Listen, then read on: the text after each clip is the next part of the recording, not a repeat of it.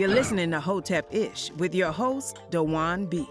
Intelligent Ish Talk, intelligent shit talk, where we balance the profound with the profane.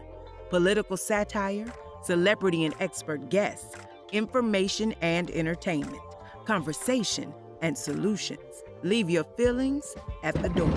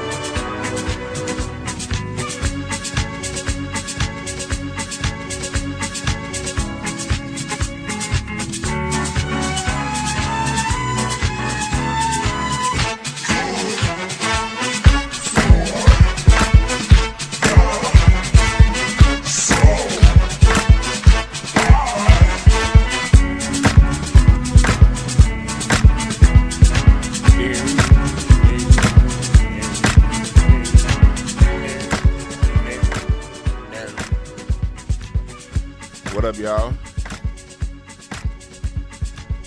How y'all doing?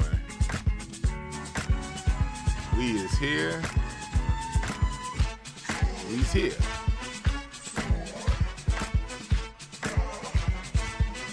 Let me get it right. Let me get it right.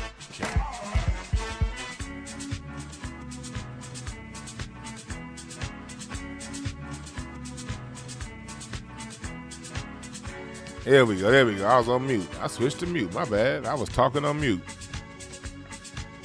It seems to be these days Black Americans versus everybody.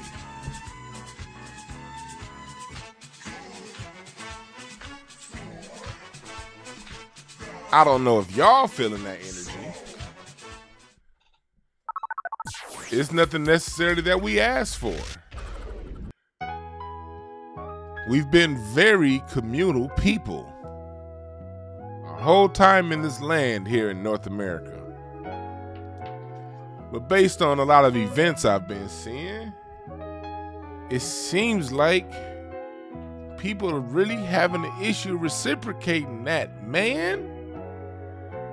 We gonna talk about it. Cause this some shit we gotta get through.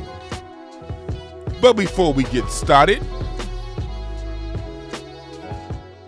I want to send a big old shout out to Jayla and lightthemood.com. Oh, did I just take that off camera? There we go. This is for the candle connoisseur. Also for you new breeds too. People who are new to the candle thing. You want some good smelling candles? That's where you go. lightthemood.com and get your 40% off. Yes. I said 40% off with the promo code WeedSmoke22. These candles are tax deductible, and Jayla uses the money to go back, because I don't know if y'all know that, but she really be out there on the front lines fighting that human trafficking thing going on with the ladies. She be out there. She ain't one of those, I'ma wait, like how the Black Lives Matter people are, I'ma wait till MSNBC come around to put on a bullshit show and then leave when the cameras are gone. No. Jayla is there when the cameras are not there, helping the ladies out. And she's also one of those women that she helps the women, the victims of human trafficking, without going around blaming the black man. She understands that the human trafficking issue is an issue that needs to be resolved. You're not going to resolve it by pointing at R. Kelly or Bill Cosby or whoever new gets put in the news. It's not how you resolve these problems. You resolve these problems by making an everyday concerted effort to address these problems. And that's what Jayla does. And instead of asking you to put money behind her, she's selling some candles. And the candles that you buy from her, she uses on her 10 plus year long record of assisting female victims of human trafficking. That's what she does. She sells you a product to solve an issue. So people always talking about, we need to come together, we need to do this, we need to do that. That's what Jayla's doing. So salute to you, Jayla. I appreciate you for all your hard work and how you are a constant advocate for the women out there and the children out there who are dealing with these issues. What's up, chat room? What's up, Quan? Don Philly, Star. What up, y'all? Mr. Trade Age. Good seeing y'all. And everybody up in here. I can't get to everybody because I want to get to going. It does. Oh, and also before I also get started, my Black American music tree is up right now on incensandashtrays.com, hotepish.com. Get the t-shirt, get the poster. Because we're going to be talking about a little bit about hip-hop today and how they trying to basically erase us by adding other people to your culture, the things that you created, the things that your ancestors had to fight for with their blood, sweat, and tears. When you just throw in other groups that were hostile to your forefathers who created this art form, that's a form of erasure. We're going to be talking about erasure today. We're going to be talking about the amalgamation of our history. And we're going to be talking about current anti-black racism from these other groups.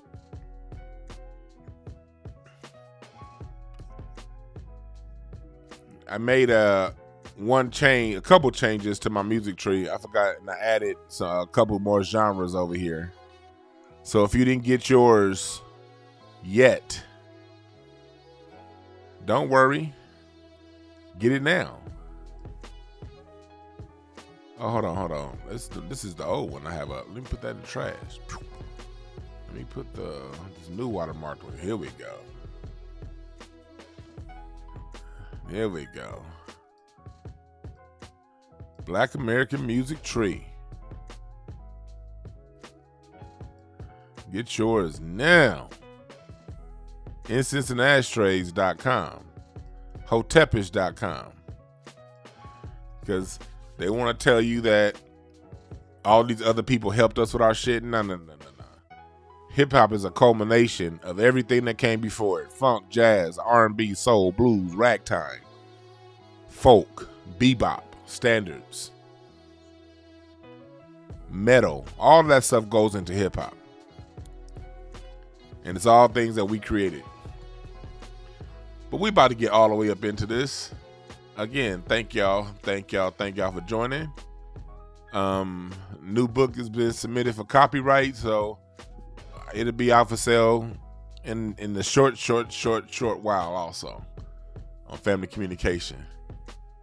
I have so many hustles. I really do be forgetting to advertise myself with y'all. That's stupid, ain't it? That's dumb, DeJuan. How you forget to advertise your own shit? Hey, I'm humble. Let me put this over here because my tree just looks so beautiful. Don't you agree? So I'm just gonna put it over there just because it looks so beautiful. What's up, Sydney in the chat room? You on Facebook? Shouts out to Sydney Castillo. I gotta catch Sydney whenever I can. He writes for so many damn TV shows. I'll be like, hey Sydney, I want you to do the show, blah blah blah. He'd be like, shit, I'm gonna be in such and such, writing for such and such TV show, and you'd be like, God damn, you write for them too? Shit. This nigga Sydney write more than Dr. Seuss. Damn. Sydney over on the Facebook side. I don't be getting too many people to watch on Facebook. I be having like 3 people watch on Facebook, 2 watch on Twitter, and 478 people on YouTube. But salute to everybody that's here. We got 180 total. It looks like I got 135 on YouTube. Got everybody up in here. I appreciate y'all for listening. But it seems to be Black Americans versus everybody. And this isn't something that we asked for. Because culturally, as Black Americans, we accept everybody. To our detriment, oftentimes. We accept everybody. That's how you have these people who are sneaking up and laying partial claim to hip hop. Because we let everybody in, no matter how minimal or non-existent their contribution. Look at this I wanted to bring to your attention. I just Googled hip hop history. And this is what lands when you get to the first page and when you just Google hip hop history. Look at what they show here. Hip hop is a genre of music that's most often characterized by a strong rhythmic beat and rapping vocal track. The genre originated in New York City in the 1970s as a cultural exchange amongst Black, Latino, and Caribbean youth. Cultural exchange? From all my friends that lived in New York at the time, they said the Jamaicans and the Caribbeans called that Yankee music. When you watch the documentaries, you see that the Latinos were around for the second generation of hip hop. Talking about the 80s. Not the 70s. They didn't really fuck with Black people like that. So where was this exchange? What Kool Herc was doing was already being done.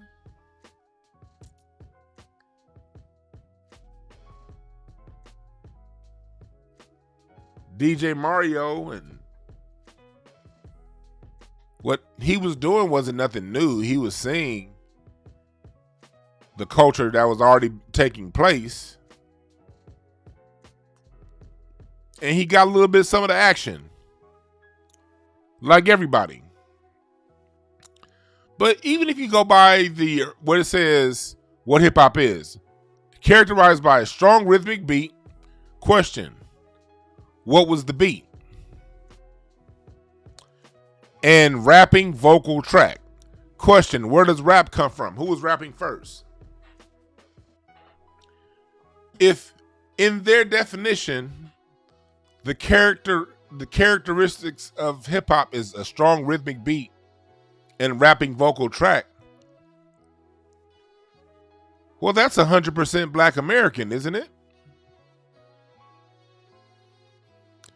This is what I mean by an all-out assault on our culture. And some of this comes from people within the culture. We have Black Americans that are quick to sell out the culture so they can sell a couple more concert tickets to other groups. This started with the culture and the treasonous culture of New York City. I said it. Y'all ain't perfect. I've been saying this for years, long before this fight happened. I said as long as hip hop, and people who've been listening to me for a long time know this, until hip hop reunites with Mama Daddy Disco, funk, R&B, and Grandmama Granddaddy Blues and Jazz, until hip hop comes together with its parental roots, you're leaving it out there open for other people to take. And for years, you've been having New York make it seem as if hip hop is an exclusive New York thing. Just selfish. Selfish, selfish, selfish. So quick to make New York look good, you opened the window for all these other people to now lay claim to it because you niggas said it was New York. And here's why I have a problem with that. Different cities around the nation lay claim to being the birth of different genres. But nobody previously saw it always, we're just this special. It was like, yeah, it may have come from here, but this is Black music. New Orleans. We know jazz started in New Orleans. But New Orleans has never been so crazy over the last 100 years. I say, if it don't happen in New Orleans, son. Yeah, I'm using a New York accent. If it ain't from New Orleans, son, it ain't original. That's not what the people of New Orleans did when they gave us jazz.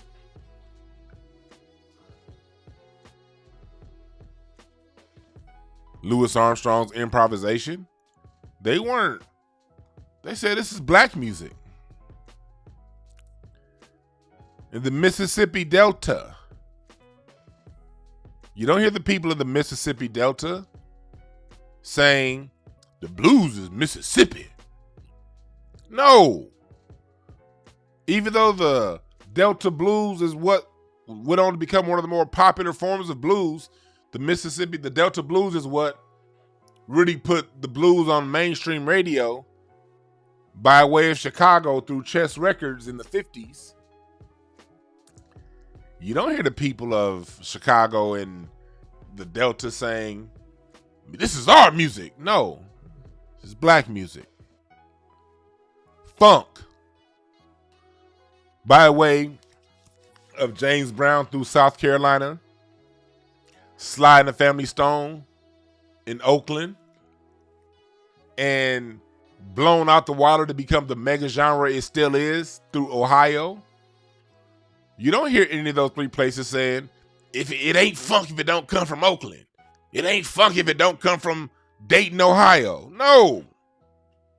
We recognize those places as specifically Dayton, Ohio. We recognize Ohio as the epicenter of funk.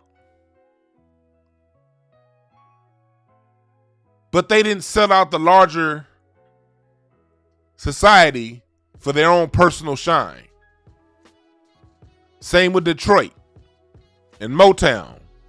You had the Motown sound. You had the Motown sound put Detroit on the map. You got Aretha out of Detroit, the Queen of Soul. The people of Detroit never went around saying, "This is Detroit." You never see the people in Detroit with wearing they pink gaiters and purple suits, looking smoother than a goddamn, looking smooth as hell in them pink suits and purple gaiters. You don't see the people of Detroit put themselves above the rest of America. But New Yorkers, y'all been doing this shit for a long time, and look where it's gotten us. Now these people of these other cultures can feel that they can legitimately claim a piece of ownership of what we created exclusively. Because you wanted to section off your little bullshit ass creation as something unique to you. When at the end of the day, there was a polygenesis, like it is with all black music, of creation.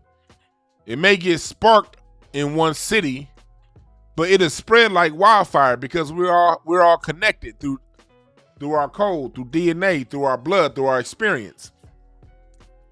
So although bebop got its foundations in Kansas City, it blew up in New York and across the country within a year or two. You don't see the people of Kansas City saying, "Hey, that's mine, not the rest of yours." That's only that shit. That shit only comes from New York.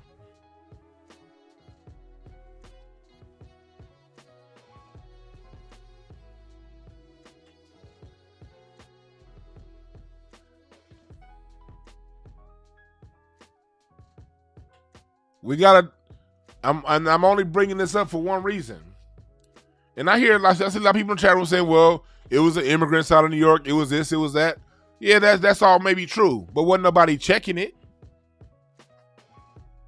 Wasn't nobody checking it. What's the first thing you see us say? Man, hip hop is new. Because New York said it. New Yorkers said it. Yeah, a lot of us like, man, okay, yeah, whatever. Okay, all right, yeah. All right, yeah. Oh, yeah. That's nothing we do as black people. We go along and get along.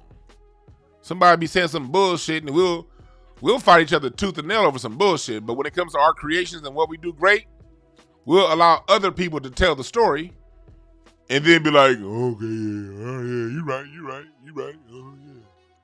Like that dude on the No Jumper podcast when that Mexican dude came, he's Honduran, but in Black America, we still call them Mexicans.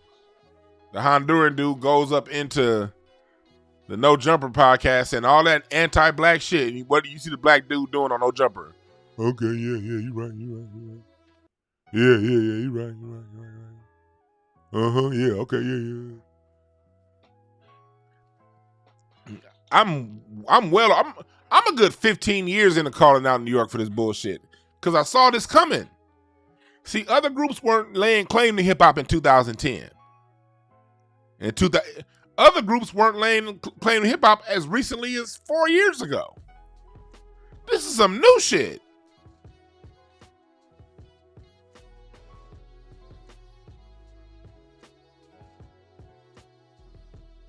All them years, New Yorkers was hating on down south. See, in LA, and I got my issues with Atlanta music, but that's a whole nother topic. That's more Atlanta pop. But I know here in LA, we love the South. We've always loved the Ghetto Boys. We've always loved Scarface. We've always loved Outkast and the whole Dungeon family out here. When the South does its music right, we fuck with Big Crit out here. We've always have. Now people want to shit on them from, man, that down south rap ain't real rap. Well, coming from a group of people who just let a bunch of immigrants take our shit.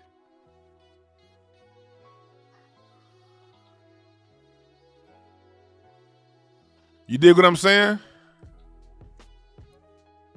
So, we're dealing with this now. We're dealing with other groups having and trying to lay claim to hip hop because of that schism created out of New York specifically. Hip hop is New York.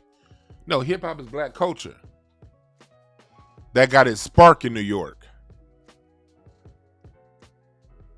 And hip hop is basically the same age as disco. A few years younger than funk.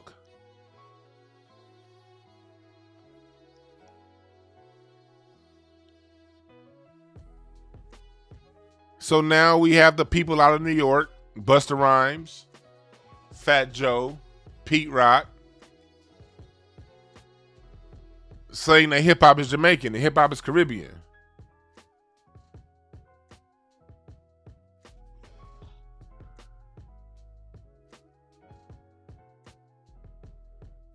Somebody said I wasn't on the ground. You don't know where the hell I was. I'm 41 years old. I've been across this world, homie. Just because I ain't got a camera on me every time I go somewhere. Chill. You really don't know who you really don't know. All right? All right? Cool. All right? Chill.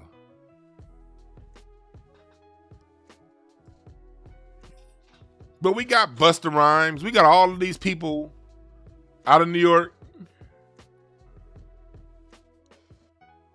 taking our shit.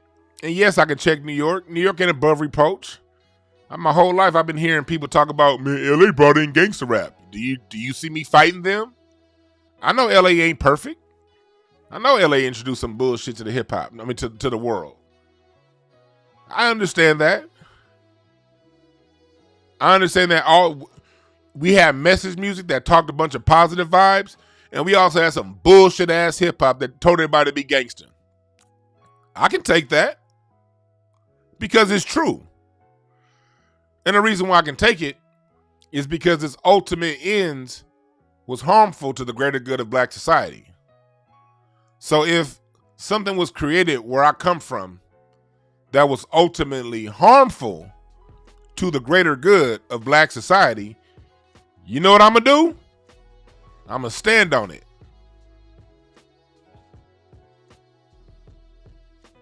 I'm going to stand on it.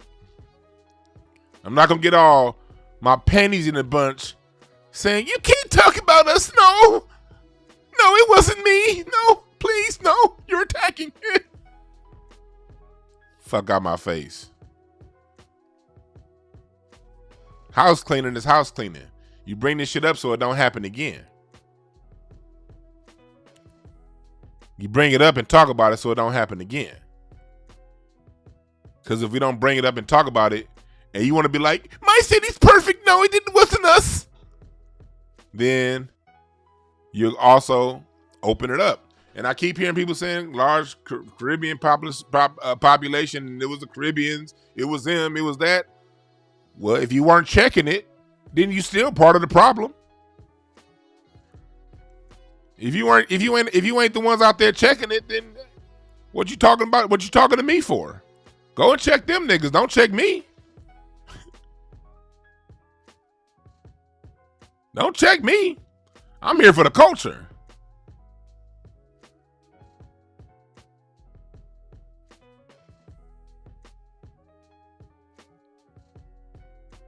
I'm here for the culture.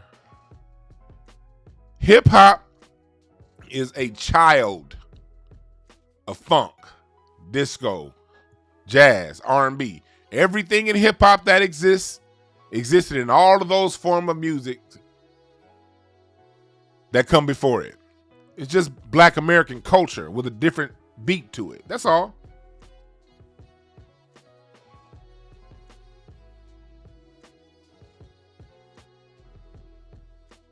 That's all. It's just black American culture with a different beat. Hip hop ain't doing shit that bebop didn't do. Hip hop isn't revolutionizing the world any more than jazz did, any more than rock and roll did. Hip hop ain't making multiple groups come together and say, fuck my parents' music, I like this, any more than R&B did.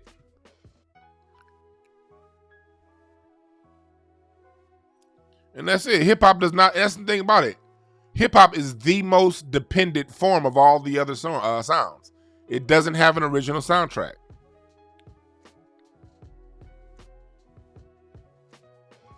See, at least when I come up with all of the other forms of music, I can give you a distinctive sound that comes out of that that's unique to them. Hip hop doesn't have that. Hip hop is a replay of other distinctive sounds, but hip hop didn't bring anything that wasn't already there.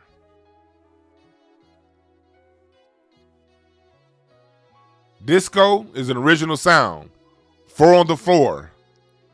125, 30, 130 beats a minute. That's the disco feel. Funk has an original sound. Lay it down on the 1. Slow it down. Preferably somewhere around 91 beats a minute. Come in on the 1. Lay back on the 2. Press the 3. Lay back on the 4.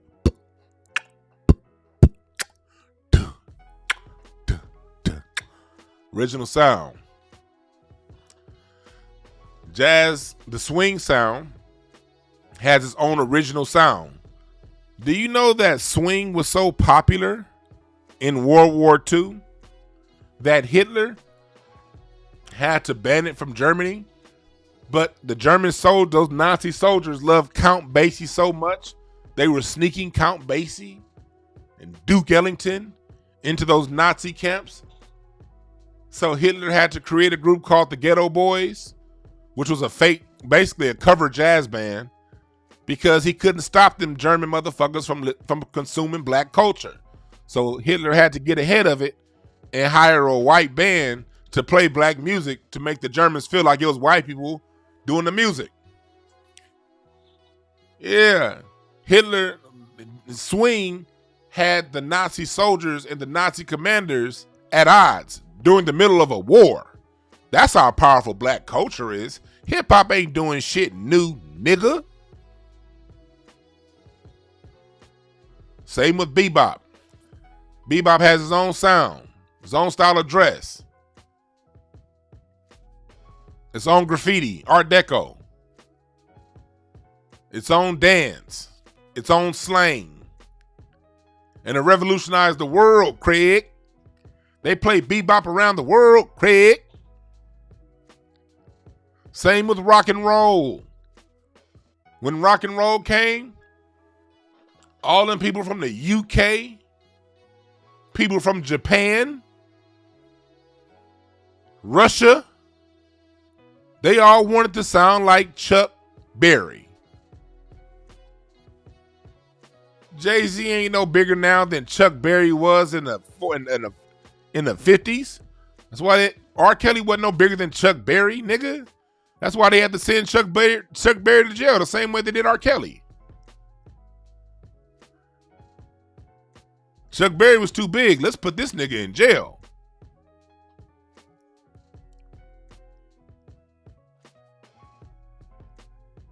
Ain't nothing new.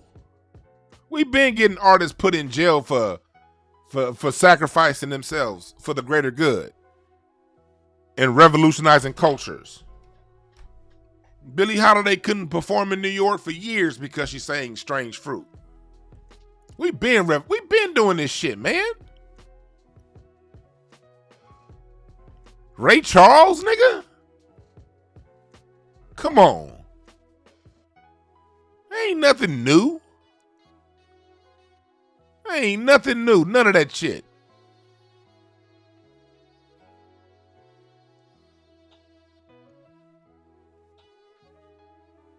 But that's what I mean by black Americans versus everybody. I mean, these are people that we openly invite into our culture. We see these people with their music. We see that Jamaica with ska and rocksteady and reggae. We seeded the Caribbean with reggaeton. We seeded Brazil with bossa nova. We seeded Cuba and Latin America with salsa music. Thank you, Dizzy Gillespie. We seeded Korea with K-pop. We seeded them white boys with heavy metal and grunge. We seeded them with country music. But don't none of these people ever seem to have our back.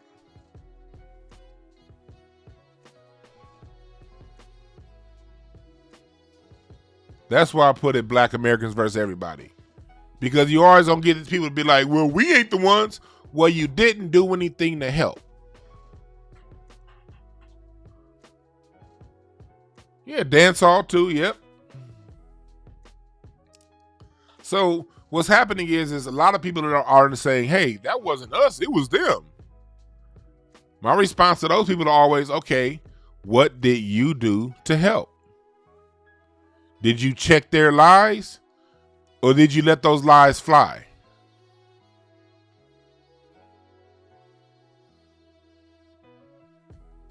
Because if you let those lies fly, then all right, you let them fly. Okay.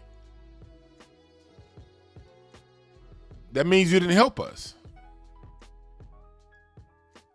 That means you allowed the appropriation of our culture. You allowed an environment for our culture to be appropriated because you didn't do anything to say anything about it.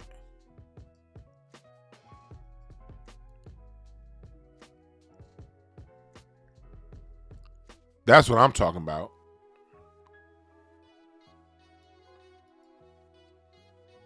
You didn't do anything to help us. So I'm not with that. It was them, not me. Well, if it was them, not you, if you saw them do it, why'd you let them do it?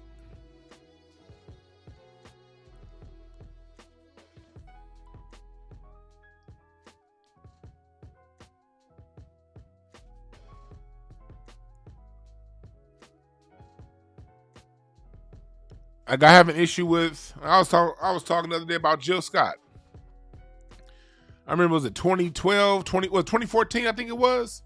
Jill Scott and Adele dropped albums the same year, and I was really disappointed in black people, specifically black women. And y'all know me. I don't like isolating black women from black men. I really don't. We all in this shit together. But the amount of black women I saw big up in Adele's album. And that same year, Jill Scott released 2 albums. The recordings from Hidden Beach, and I think it was the Woman album. I think it was Woman. I forgot which album it was. But both albums were great. And Jill Scott's album, well, I can't say both Jill Scott albums were great. And Jill Scott's albums got mediocre responses from us. But when Adele released her white ass mayonnaise, tonal, no dynamics, bland, plain yogurt, cheese, pizza ass album, you saw black people, oh my God, Adele, oh my God, Adele, she's so great, oh my God. Man, if you don't get that old boring voice broad out of here,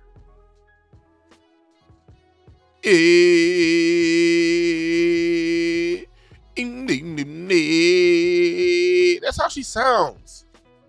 There's nothing interesting about Adele. Why did she get more love from us? Because you know the rest of the world gonna do it.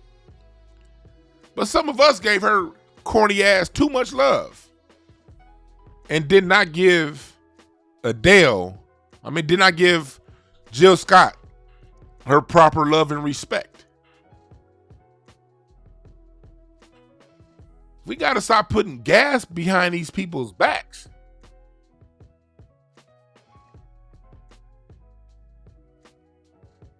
And I'm not saying y'all, look, people can, I'm not against if you got a podcast or you do some stuff and you want to bring on a white artist or non-black artist to talk about their work. I get you bringing them on because those people oftentimes, the non-black people, have the biggest followings. Hell, here's my point of view. Let me give y'all my honest point of view when it comes to this. Other people that know our culture. I don't mind them. As long as your black ass at least make a come up off of it. Now, if you're going to promote them and if you're going to talk about you like their music and pat them on your platform, if you do it to to sell your product and for you to come up off their shit, then by all means. Like, I don't know Anderson .Paak. You know what I mean? I love Anderson .Paak's music. Anderson .Paak's the real deal. I think him, you know, personally, him working with Bruno Mars, his music is a little cheaper with Bruno Mars than it is on his own. Anderson .Paak's music is way better on its own. But them folks like when the non-black folks like Bruno Mars do it. All right, cool. Go ahead and do a project with him, Brother Paak. And I've seen Anderson .Paak's, we've seen his star rise higher and higher because of that. I think we in a position right now as black folks to take advantage of that and get back on top. Ain't nothing wrong with working with them if it's going to be something that's going to be an advantage for you. The problem is when you go around and you turn around and turn them just because they're in the music and you turn them into gods. That's the problem. People trying to put Adele on a god. I saw something a black person posted up with Adele on the level of Whitney Houston. They didn't even have Stephanie Mills on the graph. But they had Adele up there with Whitney Houston and Beyonce up there and had Toni Braxton on the tier below Adele. Like, what? If I ever see somebody put Adele anywhere within 100,000 miles of Toni Braxton, I put on a plastic gloves, a plastic nurse glove so it don't get on my hand, pick up a ball of shit and slap you with it. Better not ever put Adele above CeCe Peniston. Yep, CeCe Peniston. I said it. You better not ever put Adele above Melba Moore. But Adele can't come within 100,000 miles of Mickey Howard. If you don't sit your monkey ass down. And we did the same shit with J-Lo. Mariah has a black father. Mariah's a little different. Mariah's one of them passing ones. But then, and this is what I'll say about Mariah Carey. And I wasn't the biggest Mariah fan, but she has a black. But Mariah Carey, when she was at her top in the mid '90s and the late '90s, I mean, really all throughout the '90s and the early 2000s, when Mariah Carey was on top, she always brought in hip hop. She always allowed black hip hop artists, ODB, so on and so forth, to cross over into her mainstream world. I like the way Mariah did it, even though I'm not the biggest Mariah Carey fan.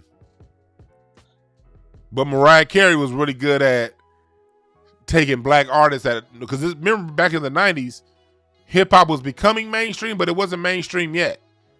In the 90s was the last decade they were fighting tooth and nail to keep hip hop out of the mainstream.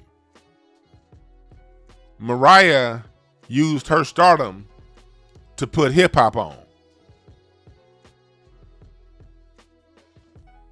You got to remember that.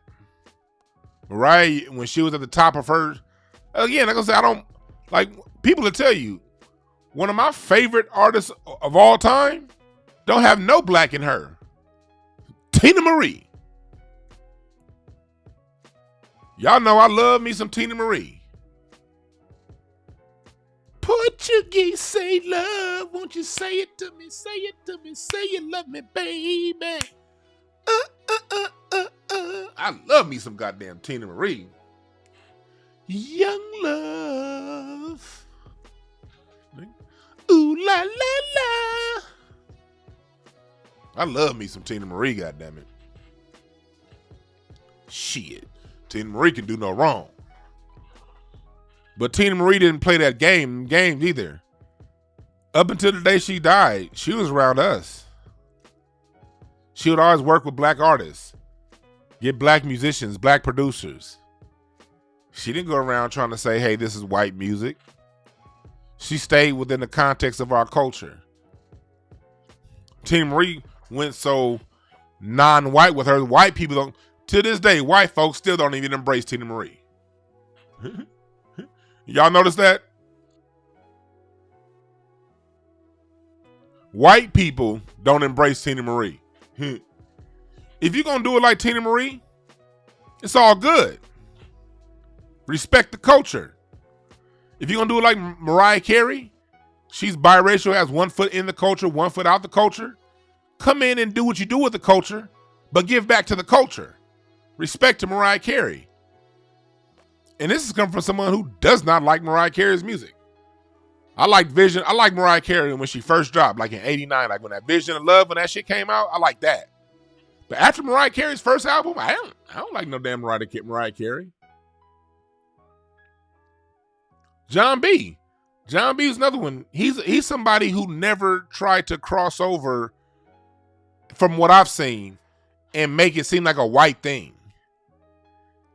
John B was one of those dudes, because you know, some people, our culture is infectious, black people.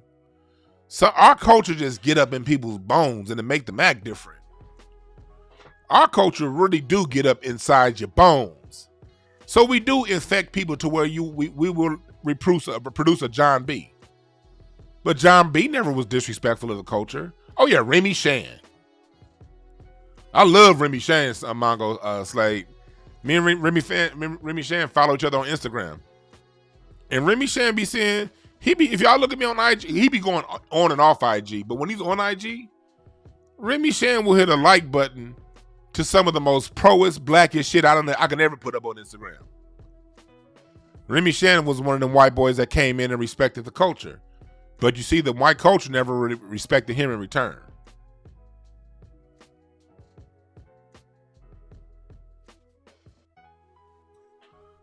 But why am I bringing these people up? I'm here to say that to people listening, we're not here to say all y'all ain't shit. We're not here to say y'all can't, come around. I'm giving you examples to, if you do decide to come around, these are the people you should be looking at as examples. You should look at Tina Marie as an example. Come in, make your money, but respect the culture. Respect the rules of the culture. And give back to the culture. Do it like Mariah Carey. Use your crossover stardom to put on black artists. When Mariah Carey was doing what she was doing in the 90s, it was not popular. We could look back 30 years later and see that and be like, oh, it was just normal that she had these rappers in her stuff. No, it wasn't. Not for people who crossed over. Rap was a bad word back then.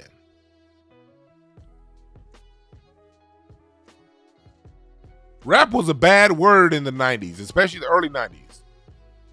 And Mariah Carey used her social biracial equity to give rap a bigger platform.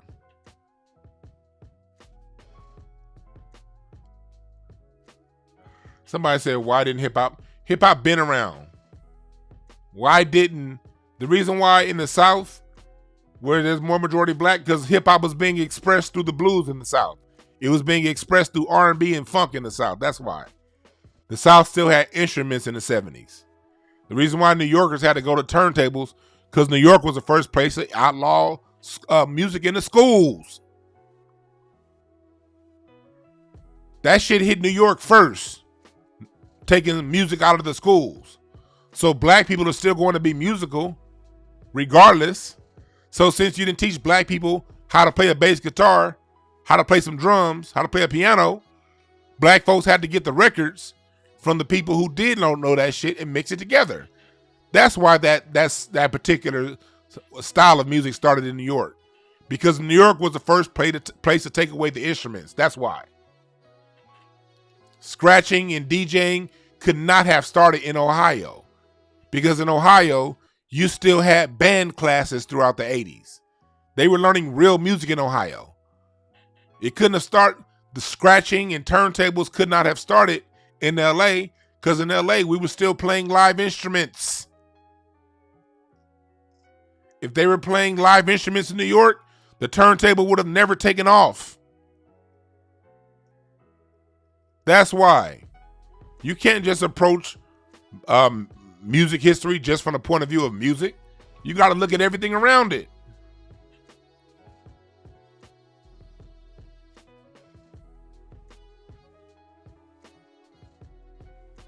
In those boroughs and those Bronx, When they started to take shit, a lot of that shit hit New York first. New York has these, in those Bronx, they got these tall ass apartments. It's not even feasible to have a live. Where are you gonna learn your drums as more and more people come? See, it was one thing in the 40s in New York, in the 50s, because it was nothing but instruments around. But as you get into the 70s and the 80s, and you start to get all these people from these other countries coming to New York, where are you going to take time to learn proper instrumentation? So you got to change. You got to change and amalgamate to the times. We still going to be musical. We're just going to express it differently.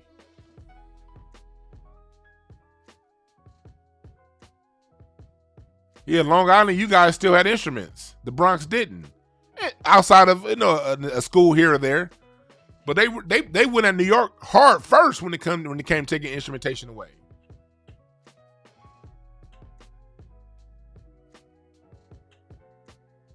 That's why it came out of. That's why that started out of New York. The environment changed. New York was an environment that allowed you to have parties in the park. But hell, it's video footage of DJ parties happening in Philadelphia in the 60s. That didn't start in New York, man. In environments, black people could have outdoor parties. They had with the DJ, they had it. In Ohio, they had those outdoor parties, but it wouldn't be with the DJ. It would be with a real band.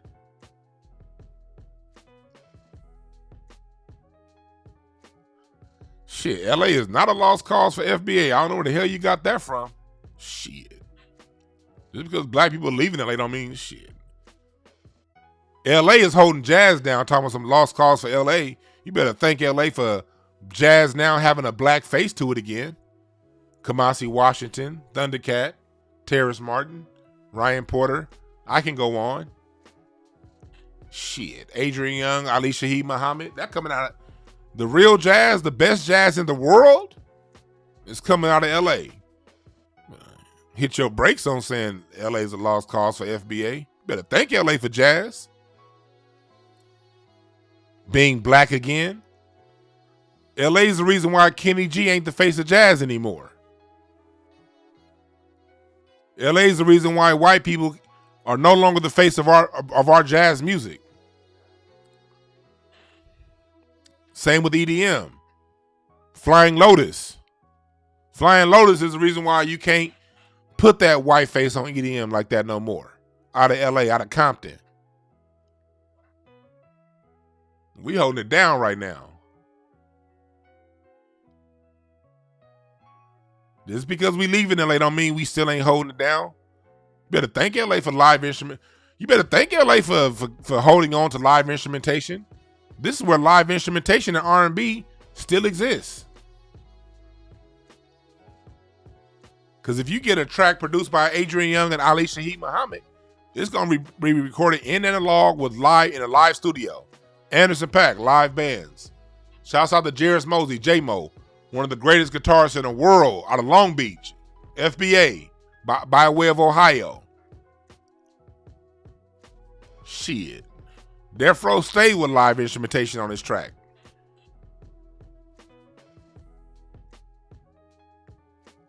Y'all better respect, nigga. So,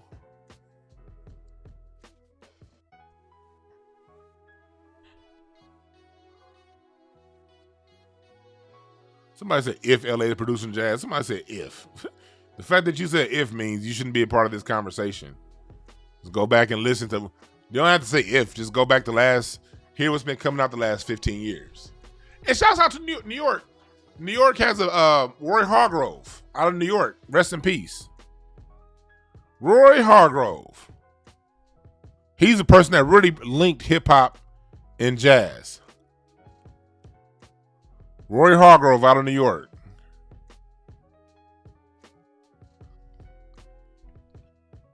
Shouts out to Robert Glasper out of Houston. Corey Henry out of New York. Holding that, but guess what Corey Henry living now? L.A. It's like when they want to get that live production sound off, they move here. But live music is coming back out of New York.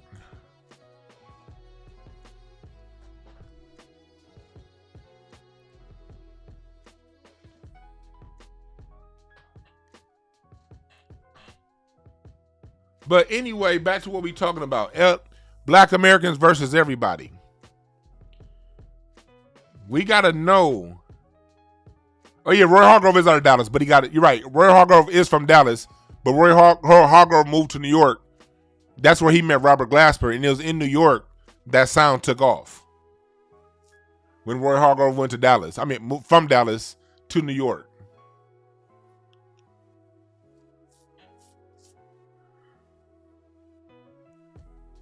So, and I'm drawing a blank. It's this other band out of New York. I'm drawing a. You know this, you could picture somebody's album cover, but you can't quite. Damn it! They have a song called Odyssey, and I play them a lot on my own. Well, I don't play them a lot.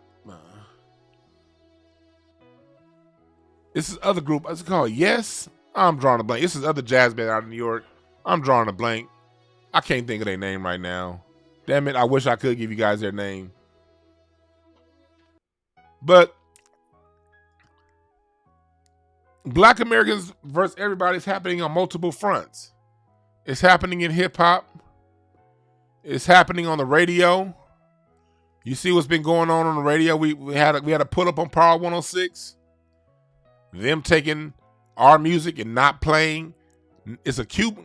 Power 106 is owned by a Cuban white guy who hires nothing but Latinos to play our music. And a lot of this started with 92.3 The Beat. What's up, Issa, out of Nigeria? Salute to you. Salute to Ray, Sammy, SSM. Thank y'all for joining. Ramon James, Southern California. Thank y'all for joining the chat room. But I'm not going to go through this whole article, but this here talks about, it's at radiofacts.com. Just Google Radio Facts 92.3 The Beat. And 92.3 The Beat, for those of you who are from LA, you guys know, what was 92.3 The Beat's major tagline? No color lines, right? All throughout the 90s, they would always tell us, what's up, Hartoons? They would always tell us, no color lines, no color lines, no color lines. When the fact is, they were the main station that when soon as they took over, they started firing the black male DJs one by one, replacing them with Theo, the Asian guy, John London in a House Party, the white guy. And we saw, well, we didn't see, because here in LA during the 90s, of course, this is before the internet. You didn't know how the DJs looked. You just heard a voice. So this was happening right up under our nose, and we didn't know it. Hell, we thought Theo was black. We thought John London in a House Party was black.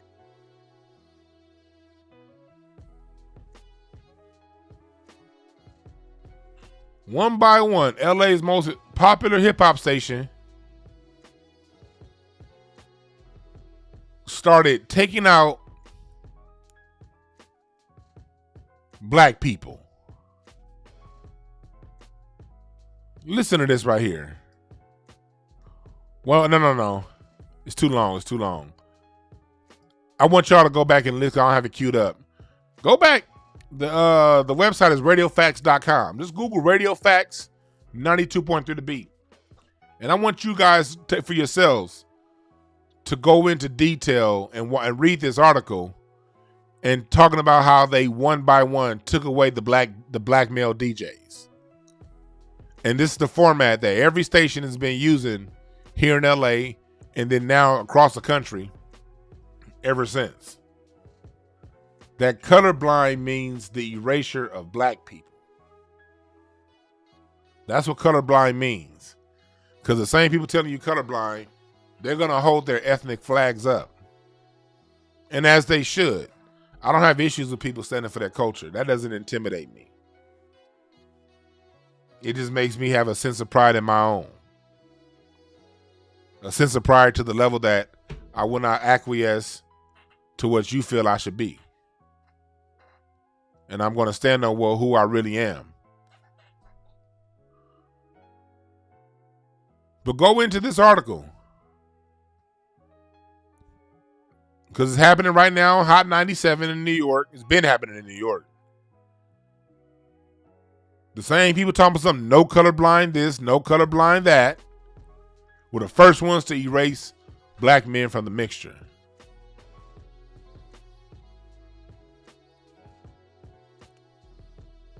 And then you have stuff like this that happened. I'm going to play this, and then we're going to talk about it.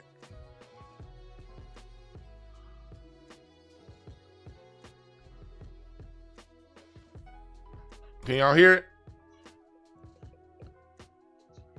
Oh, no, y'all can't hear it. Hold on. Let me change this up.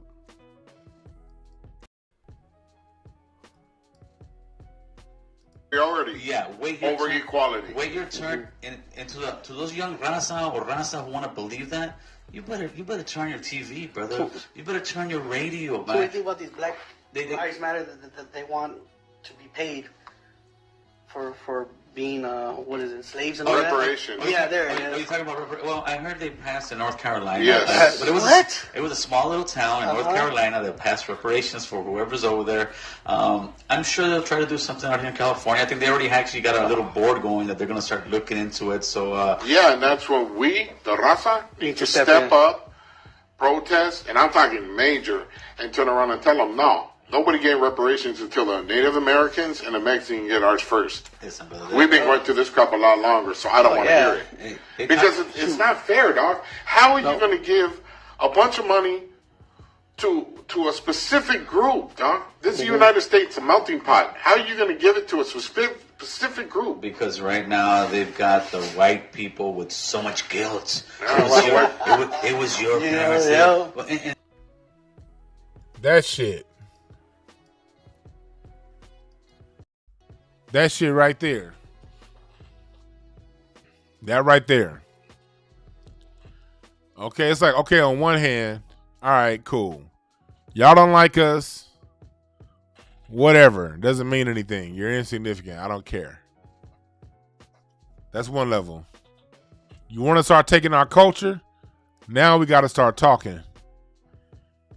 But then you want to get in the way of what's due us? Black Americans and white Americans have had a tango going on now for 400 years. We create, they take. We built this country, they take credit for it. Our ancestors don't get compensated for it. This has been a back and forth going on between our countries, between our ethnicities here in North America. That's what's been going on. And hit the like button. Please hit the like button. YouTube giving me all these different numbers. On one screen, they say I got 600 watching. On another screen, they say I got 450 watching. I don't know which lie you trying to tell me, YouTube. So that means I probably got 2,000 or 3,000 watching. Go down, look on my eCam. It says you got 449. I look on YouTube directly. It's saying I got 500. But then when I go into my YouTube studio, it's saying I got close to 600 watching. So I don't know what the fuck YouTube doing. But whatever it is, hit the like button. Please, please, please, and share. Because what's going on right now in Black America is we have this all out assault against us. And now you're having people saying that they need to protest, to come against what's due us. Now you're taking money out of our. It's gotten so bad You feel comfortable enough to go on record and say you want to take money out of our pockets?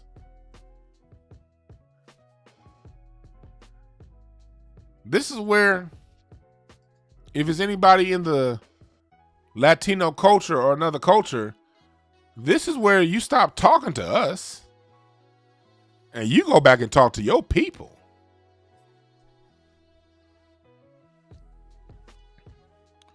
Listen to what I'm saying. Take these talking points I'm about to give you and take these talking points back to your people. The Black American has a bill due from the white American that's taken from us. That ain't got shit to do with you. You have issues with white people too, particularly white Spanish and white Americans to a lesser extent. Go ahead and fight your fight, homie. We're not going to get in your way. This is for La Raza. We'll La Raza your ass on to them white folks in Spain and get your reparations. The fuck you trying to get in our fight for? And these are the people, there was a Twitter space earlier, shouts out to Sonny G, talking about these are the people that want the openness to use the word nigga. Latinos, what's up? We're the new day now, new time. We're the generation that's saying no more. Because for too long, we as black people, we've seen this happen. White folks see, everybody see it, Latinos. We see what y'all do.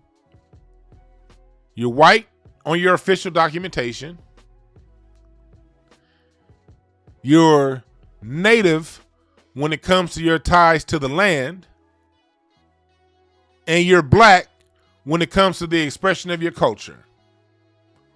Ooh, did I just say that?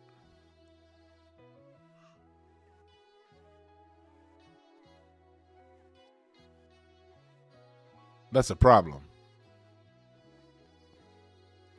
When you're white on the official documentation, native when it comes to your ties to the land, and black when it comes to your cultural expression. Again, this shit didn't start with hip hop, nigga. Again, people always want to make it seem like hip hop is doing something new.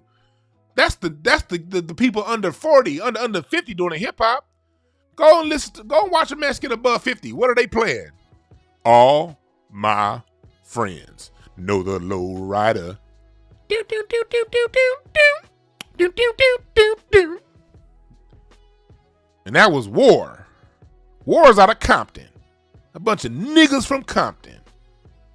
I know, because my dad knew them. Before they blew up, my dad and his cousins, I had some cousins that stayed in Compton. My dad used to always talk to me about going over to them cats from War, going up in their garage in the late 60s. They was always practicing and rehearsing. You would think War is a Mexican group, the way they play it. And when we go back before War, shit, and I thank the Latinos for this. Hell, it's the Mexicans that basically preserve black music from the 50s and the 60s. That old doo-wop era, music that we forgot about. It's the Mexicans playing Daddy's Home. Your daddy's home to stay. It's the Mexicans playing Little Anthony and the Imperials. You know it hurts so bad. They been biting off our music. This ain't nothing new. And we don't have an issue with y'all doing it. Y'all just gotta stop playing this fucking game. Either you stop it or we step up and make you stop.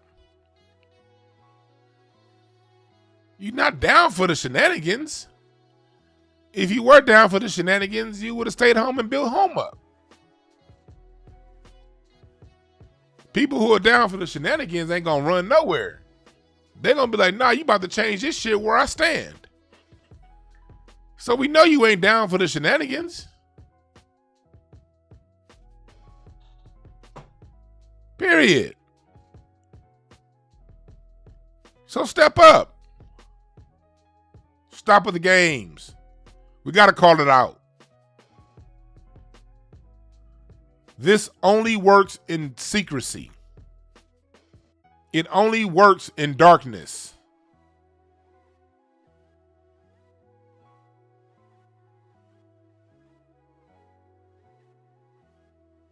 It only works when we ignore it.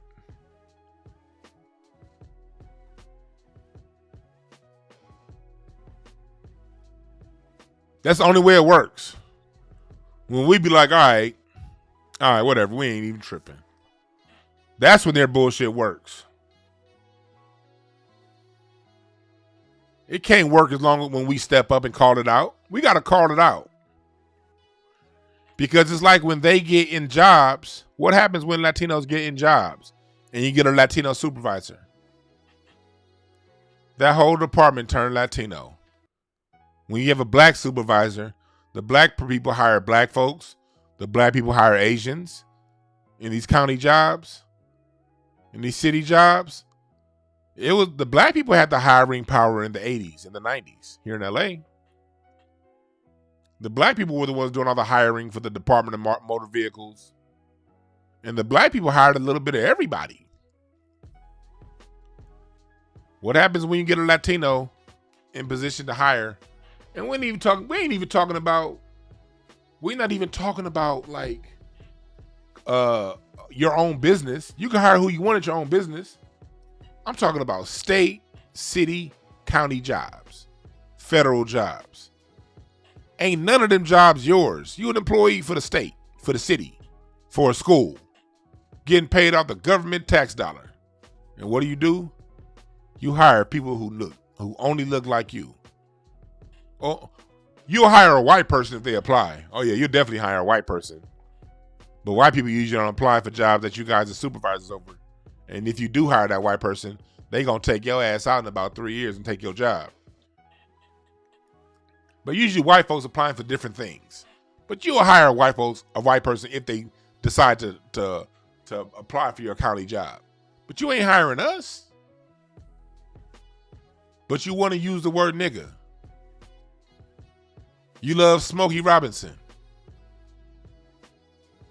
You dig Tupac. I remember when I was working with kids, I had a fair amount of Mexican kids that would be like in Mexican gangs. And I mentored and I treated my Mexican kids with the same love and respect I treated my black kids. My Mexican kids and my Latino kids that I worked with, they did not get any less of my effort. They got all of my love and energy. And because of that, I got a really good insight into their culture. Years and years and years of working with them up close and their families. And I remember when I had one kid who was from one of those Mexican gangs. I forgot the name. I don't even remember the name of these damn gangs. But he was with a Mexican gang out here in LA. And I remember him they used to always play Tupac. It was like they treated Tupac and they used to try to say the word nigga. I would tell them, you can't say that shit around me, homie. I don't give a fuck what Mexican gang you from. You don't get to say that around me. And they'd respect it. But the way they walk, the way they talk, I'd be like, man, y'all look like niggas from the 90s. They're always about 20 years behind on how we getting down. Whatever we were doing 20 years ago is what they doing now. That's kind of how they get down.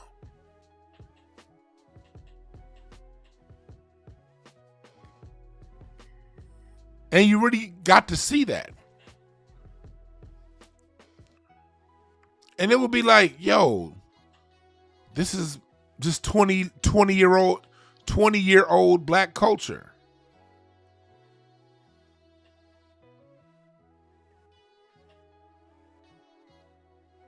We got to check this.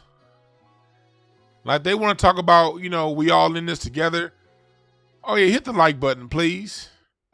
And this shit, it's Sunday morning, man. Drop in the Cash App. Drop in the Cash App. We got 545 motherfuckers up in here. Everybody give me $2, we be good. You listening on a replay? Shit.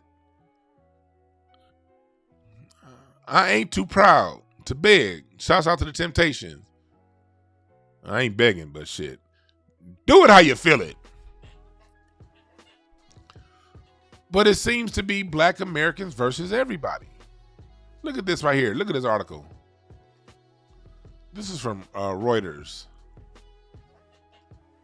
When they want to talk about the Black experience in America, this is what's going on. U.S. Black farmers lost over $326 billion worth of land in the 20th century. This is what reparations is about. And we got Latinos like the dude from that American Cholo podcast saying that we don't deserve reparations. And they always want to bring up the Native Americans. Indians got reparations.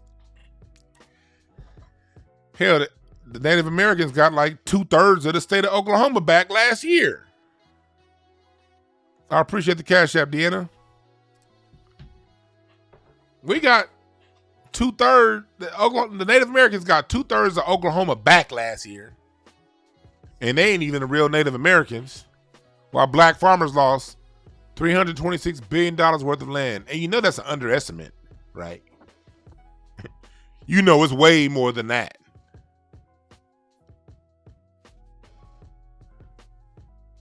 You know it's way more than that.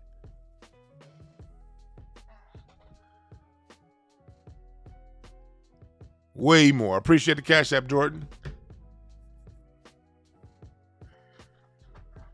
Look at this.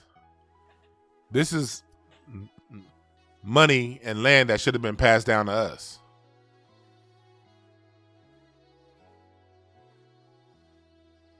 But it didn't happen because by hook or by crook, that land was taken. Families getting pushed out of the South.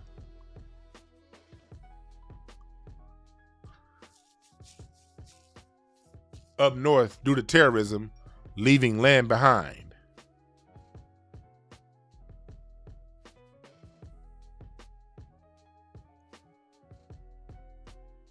That's what we dealing with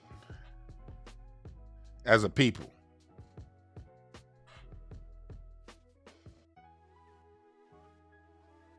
Appreciate the Cash App, Jeff. That's what we dealing with. Black Americans versus the government. Black Americans versus the FDA.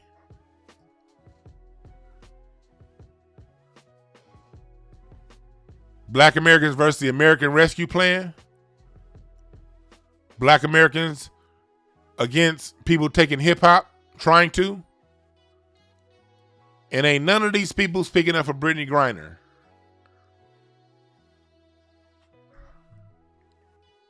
How many of these other groups that claim black when it's convenient said anything about Brittany Griner? Where's the feminist community? Where's the LGBTQ community? Where are all the and black people?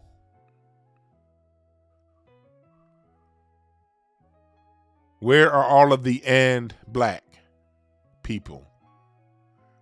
When it's somebody of your, under that first thing that you claim, something's going on with them, y'all can speak up. But the people who put black, who put /black, where are all the /black people? Where are the Afro Latinos? Are we all the same? All right, where y'all fighting for Brittany? Or show me the Afro Latino fight for Brittany Griner. Show me the Blasian. All you niggas that want to claim Blasian, I'm black and Asian. All right, what are y'all saying about Brittany Griner?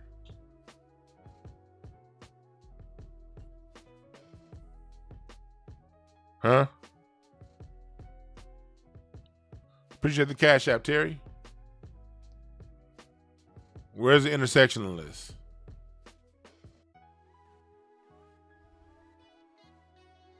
This is what I mean by black Americans versus everybody.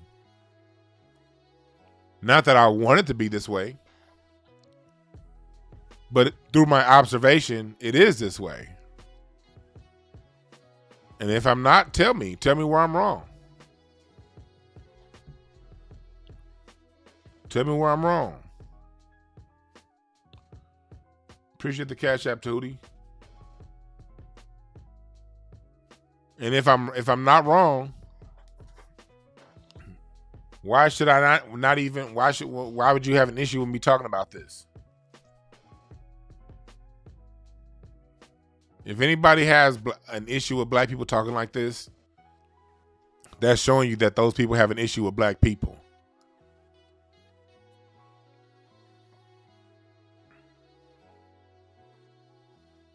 Because they're black when it comes to claiming our music. They're everything else when it comes to stepping up and being a voice for what we're going through. We got to start paying charging a tax on these and black people. The people who are and black, all right, let me see your receipts. What are you doing to this fight for reparations? If these and black people are down with reparations and they use their voice to push for reparations, we all good. If you're if you're an immigrant to the United States, welcome. We have no issues with you. And if you're one of the immigrants that are saying, hey, you know, I may not be black, I may not even want to get on, we're not even asking you to get on the front line. Matter of fact, we're not asking you to do anything. But when we see you out there and you're defending anti-blackness amongst your group, salute to you. When you support our fight for what's owed to us from this government, much love to you. We have no issues with you. We just have an issue with those people who stand against it and those who stand silent, watching those who stand against it and not saying anything about it. Your silence is complicity. You want to stand there silent. You want to be silent while we see all this going on. Okay. Then you're complicit.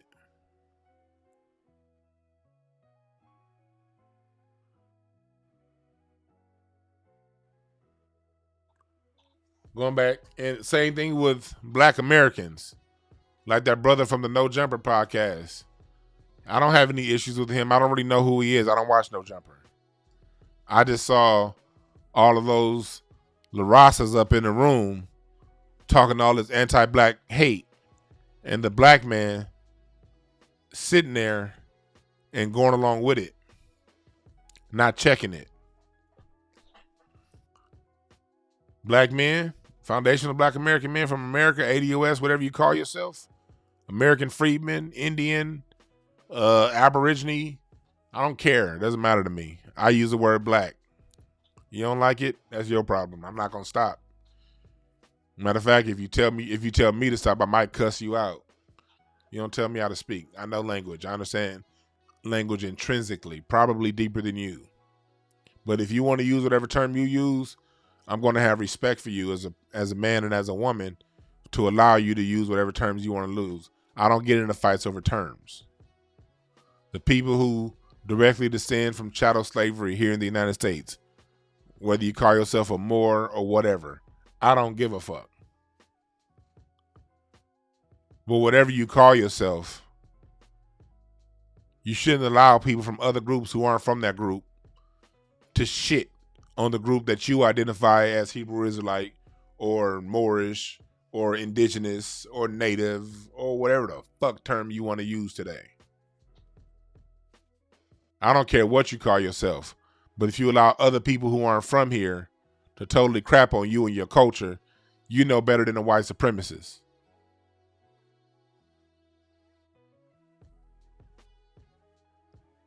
You don't sit there and let these other people talk about us and be silent. I don't care if it's you versus 200 people out there. Stand on your square. Let me tell you something. people respect men that show courage.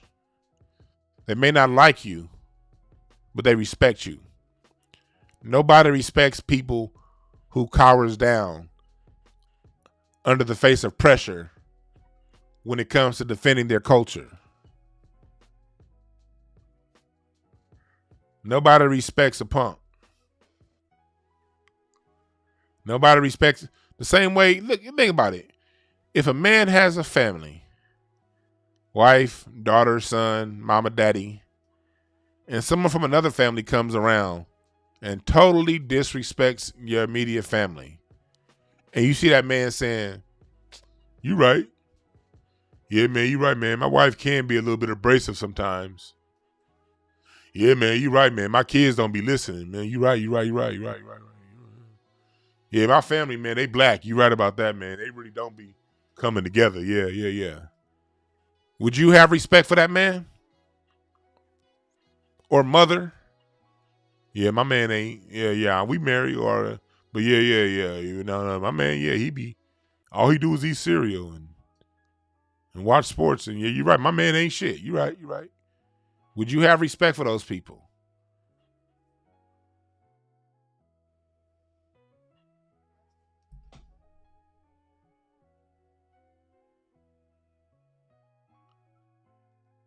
Would you have respect? Would you help those people when they ask for help? No.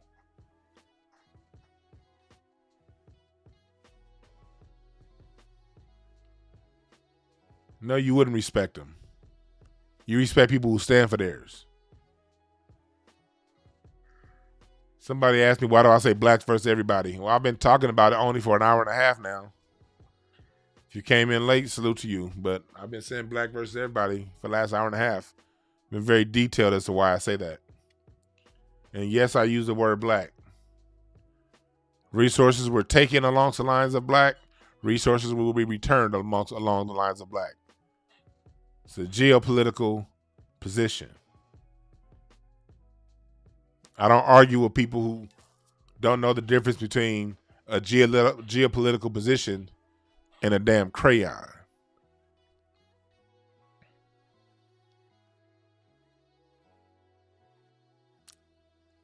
So, black Americans, we in for a fight, y'all.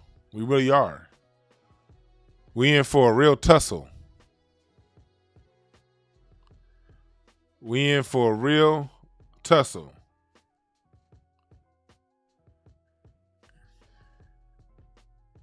And if you don't like it, we got some loser in the chat room looking for about what black people are or aren't doing.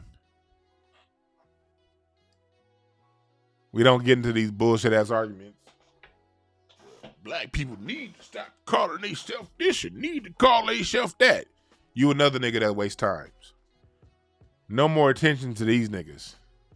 If you're not mature enough to know the difference between a geopolitical position and a crayon box, at the end of the day, the white supremacists see this world as white and non-white. So if you're categorized in a non-white category, non-white, more non-white, Indian, American Aboriginal, non-white, people of color, non-white. Well, that's one of those terms that they use for convenience. If you're deemed non-white, you can call yourself whatever the hell you want to call yourself. You're still gonna be faced with these same circumstances. So I'm not about to have no damn 6-hour-long argument with some nigga with a feather in his hair telling me I can't call myself a certain thing. You wasting my goddamn time.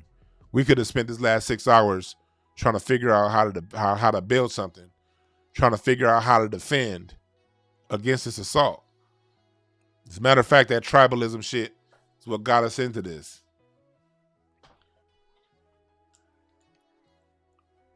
Oh, that's them niggas up the river fighting against them. Oh, that's that other tribe fighting against these crackers. I'm going to stay over here because I'm this tribe and they that tribe. Now, all you niggas is under subjugation. And you want to come in my chat room and tell me what we should call ourselves? Well, when you was calling yourself whatever damn tribe name you want to call yourself, you got taken out, either by treaty or by force, or through kidnapping. If you calling yourself that original, whatever name you want to call yourself, had any power, why the fuck you in the position you in right now?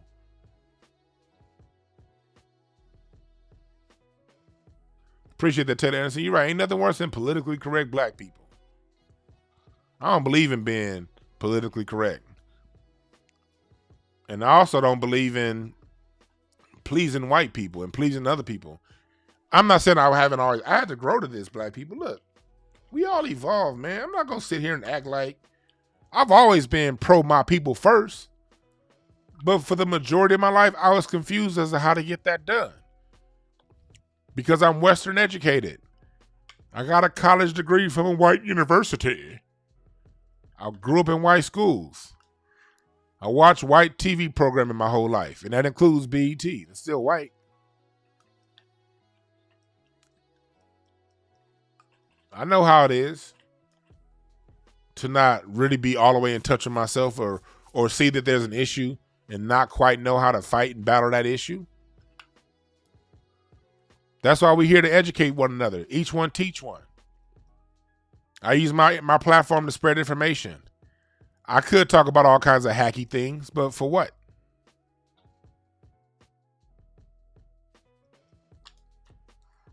I don't use my platform to talk about gossip between this person and that person. And I know a fuck ton of celebrities, y'all. People been following me for a long time. You know. I know a lot of people in the NBA, a lot of actors, musicians, rappers, artists. I could easily have a gossip channel over here. I see enough happen with my own two eyes, first-hand experience, to talk to YouTube all day and get my damn, I can get my own Wendy Williams going on if I wanted to. But that's not part of my culture. My culture is spreading information and spreading love and teaching and using my platform to hopefully empower somebody. Hopefully give somebody something that I didn't have or don't have. That's my culture. That's Black American culture. And what happens all the time when you're dealing with these other groups, this is what they say, especially Latinos, and I get this a lot in LA. We're black too. We come from the ghetto too. Let me say something about that. You get people all the time that say, hey, we come from the hood too. Stop all this this associating with black people in the hood. The hood is an environment that we were thrown into and the gate was locked. When they redlined us into these black neighborhoods, whether that be Harlem, South Central LA, the Cabrini Greens in Chicago, those weren't hoods when we were thrown in those environments. These were Compton. These weren't hoods. These were neighborhoods. Communal places where people got along throughout the 40s, 50s, and 60s. It didn't become a hood until the 70s and the 80s when the United States introduced the war on drugs to us.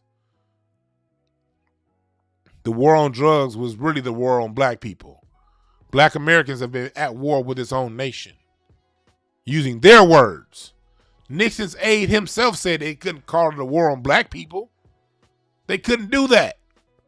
So they called it the war on drugs instead. A war that was exacerbated by Reagan in the 80s when they brought in crack to our communities. And they killed the leadership off between the Black Panthers, the Deacons of Defense, and the pro-black organizations of the 60s and the 50s.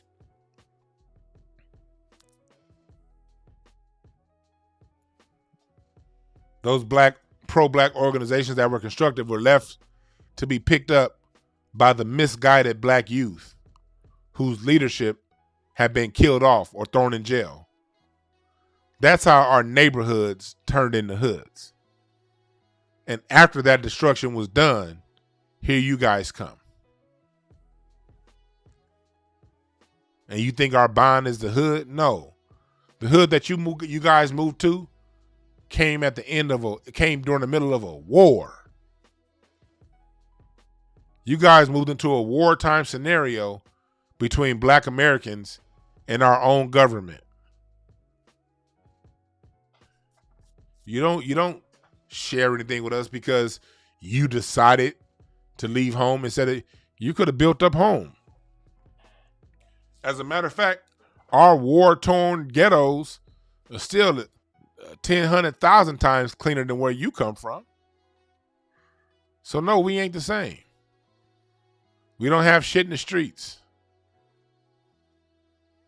We don't have shanty towns with trash all over the place. We throw away our trash. We flush our dookie. We don't throw it out in the streets.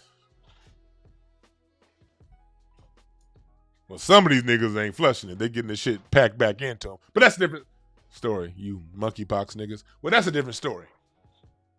That's a different story. I'm talking about the straight ones. We different. You're right. We don't have child soldiers.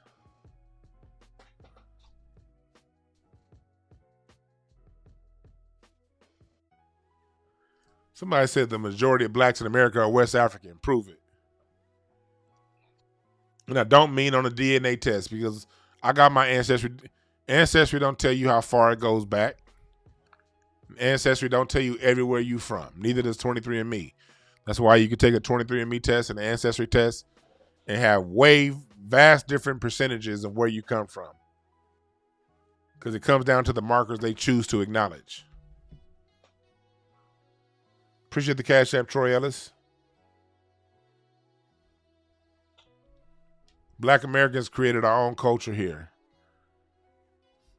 while Africa abandoned us. No, are we African way back in the day? Yeah, we African at some point back in our history. But to me, that's neither here nor there. Because we've had all of these Africans coming to America over the last 30 years. And what have they done to change things for the betterment of black people totally? Did they come here to make things better? Or did they come here to get something from themselves and make themselves better? What has Africa done to help us? That's a real question. Okay, we're African, cool. What is Africa's contribution to help us through this Holocaust? So even if you want to tell me I'm African, all right, let's roll with it, cool. What has Africa done? Huh? Huh?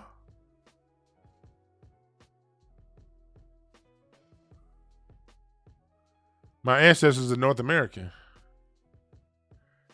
Oh, Negro, you say I'm suspect? All right, then. Then suspect me of being a nigga that don't fuck with you and block me.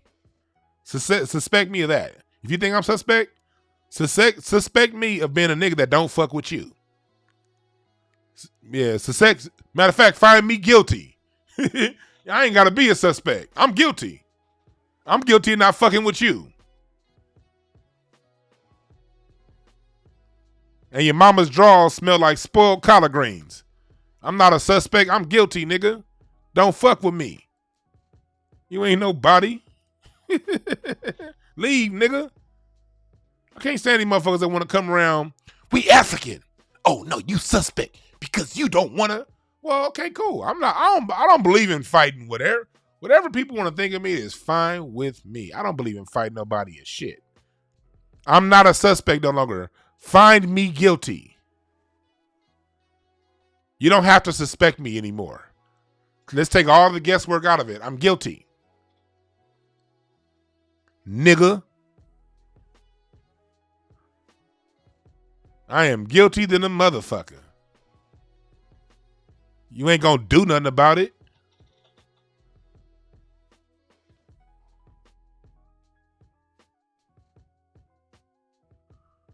I'm guilty.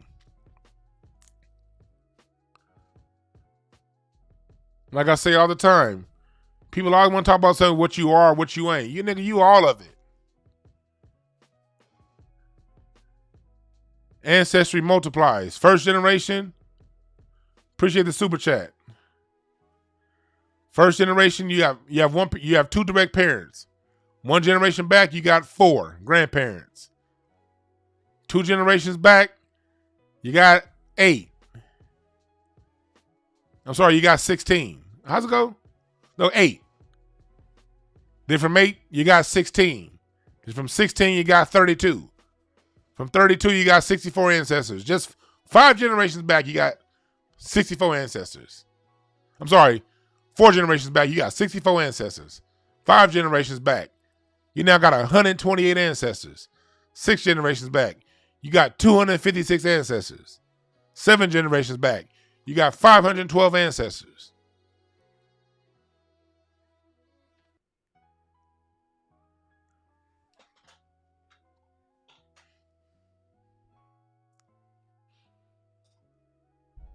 Earth history, we've been people on this earth. Black people have been here in the Americas for well over 100,000 years. How far back my African ancestry goes, I don't know. I appreciate the super chat, Dwayne Bowser. I don't know. I don't know how far back my ancestry goes to Africa. I know that I've had people come from England in 1660 and marry an indigenous black in 1663 on record, on paper. I know I got a whole bunch of blacks, Negroes, mulattoes, Melungeons, coloreds, all throughout my history. I don't have anywhere in my documented history so far that I've seen someone come off of a slave ship. Although I'm sure they may be in there, because hell, when you go back 5 generations, again, that's 128 ancestors. I didn't trace the background of all 128. I know really deep into about half of that. There's a whole half I don't know, because it goes so goddamn deep.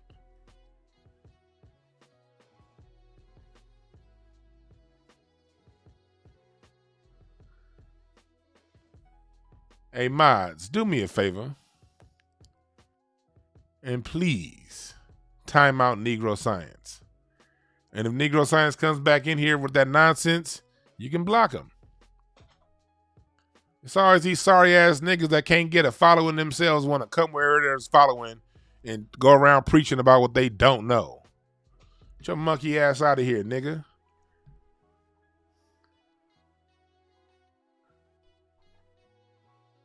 What's up, Autobots? What's up, Jayla? Yeah, we don't acknowledge trolls.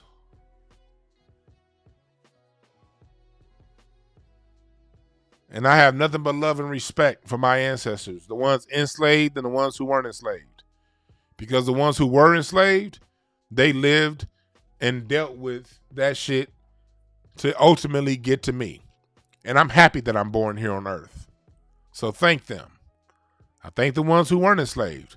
I got a few bloodlines that are black that were never enslaved. I got some mulatto bloodlines that were enslaved. Got pictures of them too on the plantation in Natchez, Mississippi.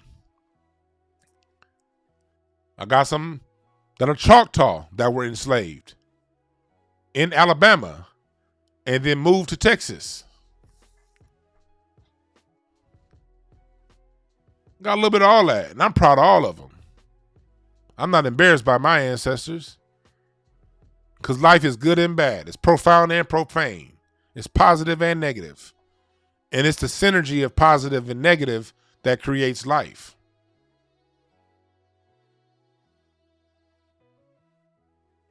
So people can have their small-minded arguments about what they're not about this. I embrace it all. Because if you want to start a car, try to start a car with all positive charge in the battery. It won't start.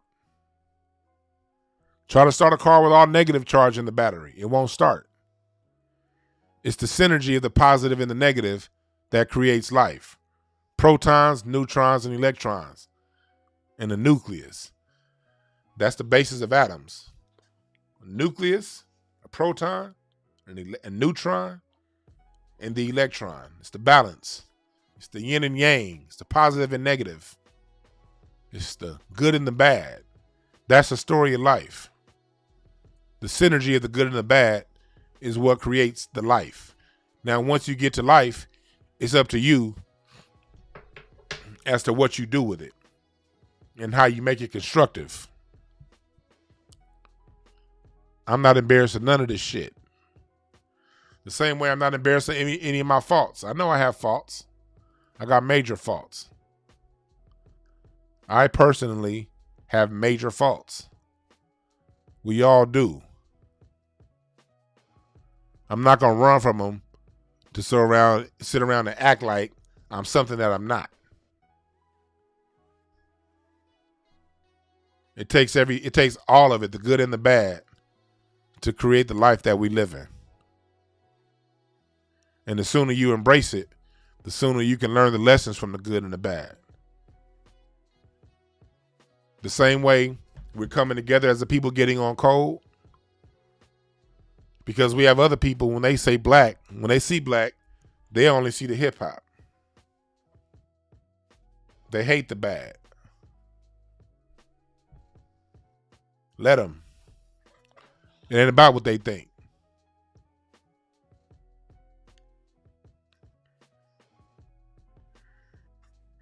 Yeah, we are literally the stuff that make carbon. We are the 666. That's what carbon is. And from that, everybody's a copy of what we do.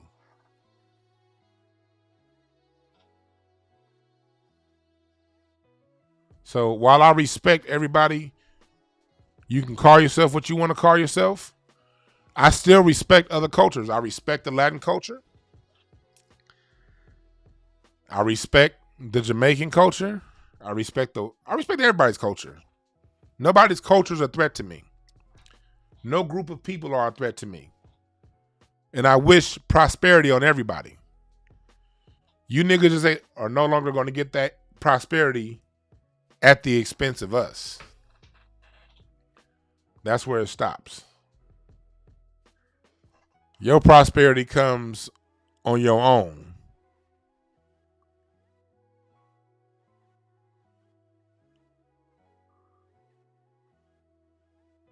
Yep.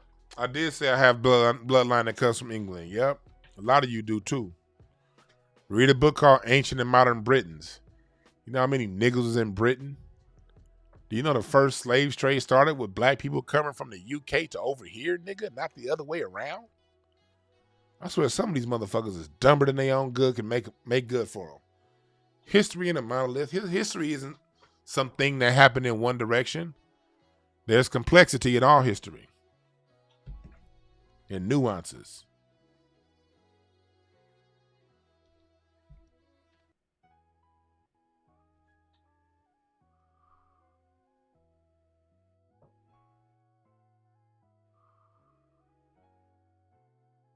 Somebody said, how do you balance religion and science? There's no balance. They're the same thing. Religion is just some shit that people made up. Spirituality and science are the same thing. Science is the written expression of spirituality. Spirituality is the expression of unseen science. The same thing. There's no thinking like a European. If you think that science and spirituality is separate, you're thinking like a European. They're the same thing.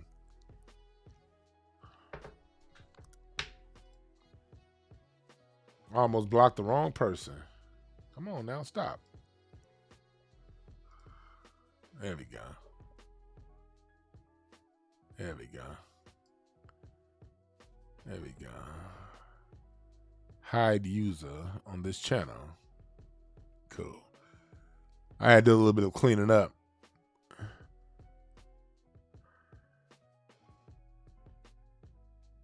Yeah, we're the most innocent. We don't contribute violence, but it's been us. It's our humanity that's gotten us to where we are. But it's time that we turn that humanity in on ourselves. And we love ourselves. And we love ourselves enough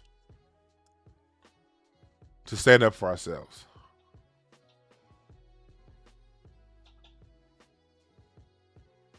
All right? I'm going to try to do an incense and ashtrays tonight. I'm not sure. I think I am. Don't hold me to it. But if I do incense and ashtrays tonight, it's going to be around 9 o'clock Pacific time. And again, we know that, look, again, no hate to anybody.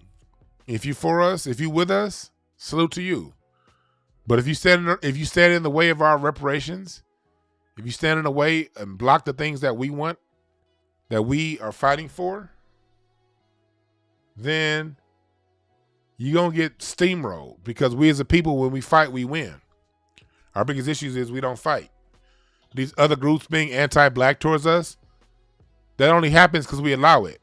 We've been talking about white, black, then black, brown coalition. We talk about white folks, then turn around and say we have a black, brown coalition, or we have a people of color coalition, or we have some kind of minority coalition.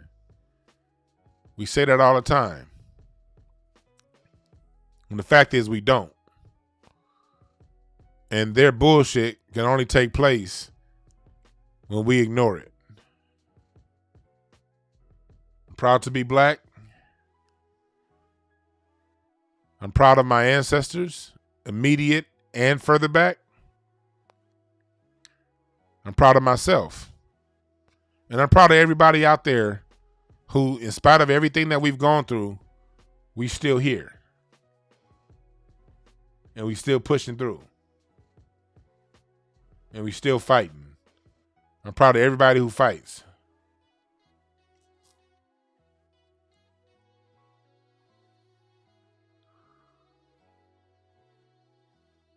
I'm proud of you. Somebody, Negro Science asks, how am I black? I'm black because black is a color of black is a color it was when my genitals and your mama's genitals were rubbing against each other. That came out the blackness. Your mama's genitals and mine. That friction in the blackness is the reason why you black, and the reason why I'm black. Does that answer your question? Ask stupid questions, get stupid answers. Yeah. That's how I'm black. I'm black because that big bang when I bent your mama over the church pews in between services. Well, after the second service, just before the night service, that big bang happened in the black. It happened in the darkness. That's why I'm black. Make stupid comments, get stupid answers.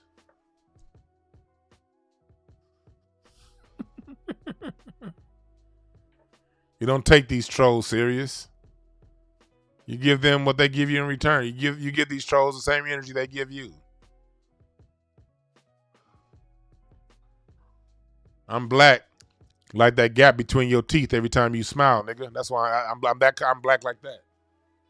Every time you smile, that 17 centimeter gaping gap between your two front teeth, that 17 centimeter wide gap,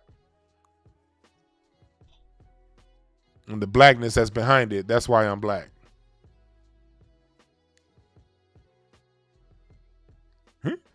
Somebody says show my face. No. I can't show my face when my face is between your mama's thighs, nigga. She ain't gonna like that. And anybody saying show my face obviously ain't from around here. I have multiple podcasts that I do that I show my face every fucking day. I'm not showing my face now. I'm getting high, and I don't want to turn my lights on for a degenerate like you. You dig? You right, C-Mo. That nigga troll game is weak as hell. If you're going to be a troll, at least be a good troll. If you're going to be a troll, at least be a funny troll. This motherfucker Negro Science is probably, in real life, this nigga is 5'1", but he got one leg longer than the other. This nigga's 5'1", one of his legs is 4'10", and the other leg is 5'3". That nigga got a limp. That nigga got one leg longer than the other. And he gets beat up by his girlfriends. This nigga, Negro Science, dates white women. And every time he get mad, he start huffing and puffing. And his white girlfriend is 5'7". And she be slapping the shit out of him. Come here, you little nigger. He be like, I'm sorry, Abigail. I'm sorry. Nigga getting slapped up by his white girlfriend because she taller than him. And he 5'1" on the internet crying about what other black people do. So he comes up in my black room trying to talk shit.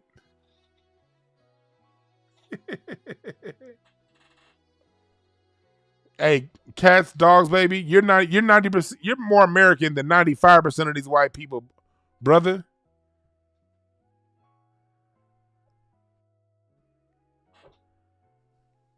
That's nothing. We gotta, man. You can't let these white people go claim ownership of all this shit. We built this. Them white folks was coming over. The more we built, the more they came over. That's how this shit happened. This immigration from Europe. Very few came initially. Matter of fact, they sent all their prisoners here. It was as we built shit, more of them will come after we built it. We are the Americans.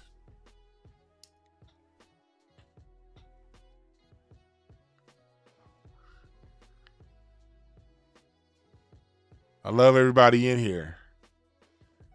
And also notice, man, look, I got my attire, hotepish.com/shop. I got to change that up because now it's free shipping on all orders over $75, not $50 anymore. Free shipping over all orders over $75. Got the Mothers of the Movement t-shirt.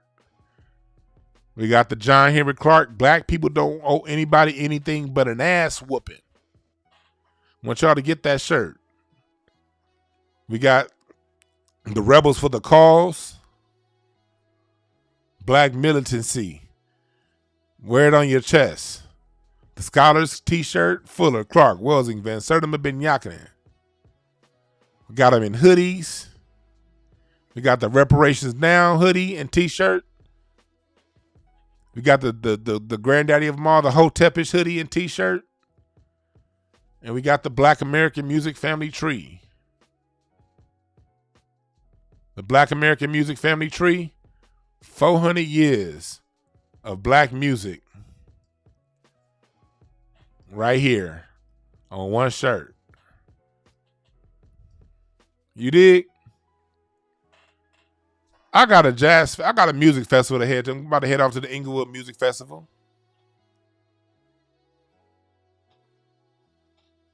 About to jam out. I think I got the Kendrick Family Soul performer today, Eric Benet and Chrisette Michelle. Live in the park, Sidnella Park in Inglewood. If you see me there today, come over and holler. Autobots, if you ain't doing shit, come to the Inglewood Taste of Soul Jazz Festival. We're going to be out there. And I'm going to say one more thing before I leave. We don't do this, black people, because we hate other people. It's not about hate. It's about preserving what's ours. And we have to love ourselves enough to preserve our creations and to preserve our contributions and to stand up for people who want to take from our contributions and take from our reparations. These people that tend to be in there with us, a lot of them, just because they like their music, don't mean they like you. Let me say it again. Just because they love our music, don't mean they like you. No, it doesn't need to be about hate, because when hate is your motivation, we're an emotional people, black people. See, Europeans, they can use hate because they're not as emotional as we are. Those just some cold, conniving, devious, killing motherfuckers. But we're emotional. When we use hate, we don't think right. We got to be in positions to where we are, to where our logical brain is always online. When we get emotional with it, we tend to lose our logic, and we tend to lose our balance and our perspective. When you're outnumbered, you can't just go slashing willy-nilly. You have to be very intelligent about how you hit targets. And when I say hit targets, FBI people listening, I don't mean with guns. I mean rhetorically. I mean strategically. Like Nitty Fuller says, 9 areas of activity: entertainment, labor, law, politics, sex, war, drugs. I may be missing education. Entertainment, education. Y'all know the 9 areas of activity. I'm entertainment, education, law. I know the line. I'm drawing a goddamn blank right now. Goddamn. Go to producejustice.com for Mr. Neely Fuller's book if you want to know what the hell it is. White supremacy comes at us at all angles. And you have to be able to use your brain to defend it at all angles. When you get caught up in emotion, you can get tunnel vision. And you can set yourself up for a trap.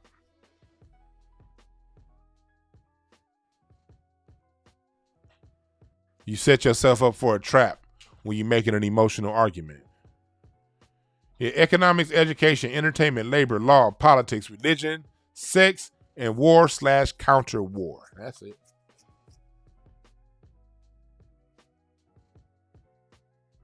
Don't have time to be, you hate me. You'll run off into you'll run off into a world of landmines doing that. So remember that, black people. And people who are non-black, who have love for us, and those of you who stand up against people who try to take our culture, salute to you too. Salute to everybody who won't allow people to shit on black people around you. Salute to you. All right? And remember this. There are no perfect messengers. Only perfect messages for those who are willing to pick up the game. My name is Dewan B. And listen out tomorrow. We're going to be doing some readings tomorrow. We're going to be doing some readings with the cardology tomorrow. Book your sessions at breakthroughas.org. I'm out.